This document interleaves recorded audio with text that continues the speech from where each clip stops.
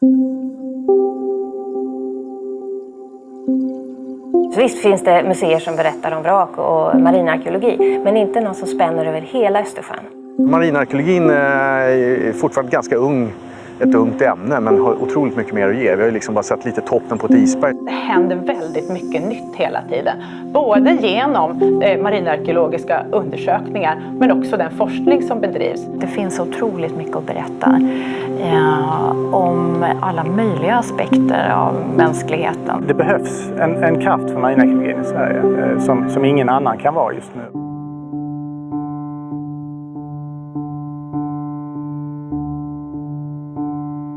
På Djurgården i Stockholm, intill det världsberömda Vasamuseet, öppnar ett nytt museum, Vrak, Museum of Wrecks. Museet ska rymma historier från hela Östersjön. Ett hav med 10 000 år av mänsklig aktivitet. Och så mycket som 100 000 vrak och lämningar. Museet kommer särskilt lyfta marinarkeologernas arbete, där upptäckten av skeppet Vasa på 1960-talet var startskottet för forskningsfältet. Dykardräkterna har sedan dess inte bara blivit lättare.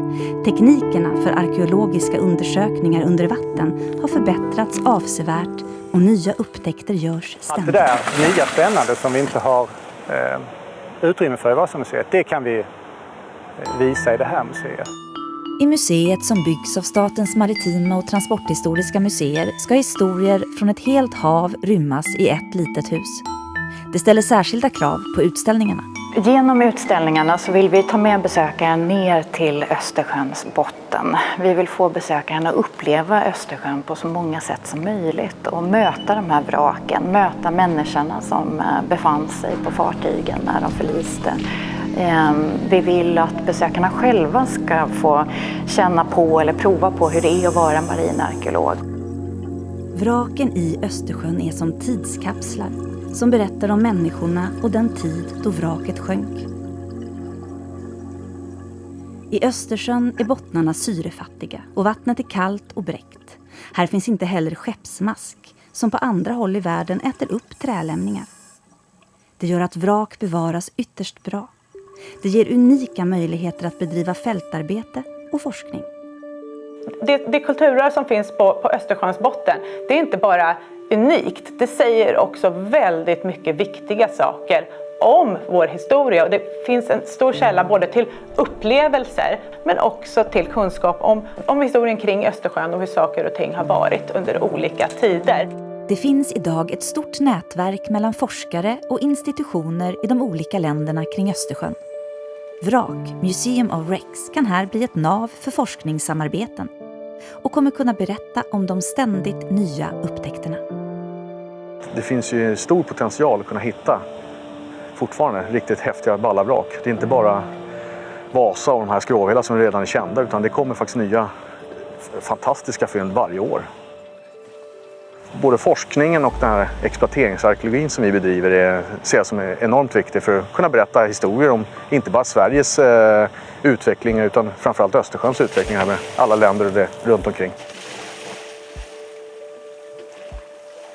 Vrak och lämningar mår bäst av att lämnas kvar på bottnen, så endast enstaka föremål kommer att bärgas och ställas ut.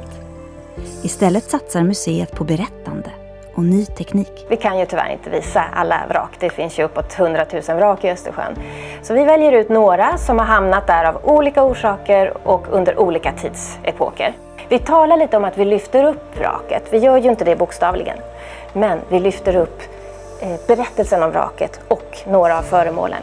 Det som är spännande, det är ju att föremålen i väldigt stor utsträckning ligger kvar nere på havets botten.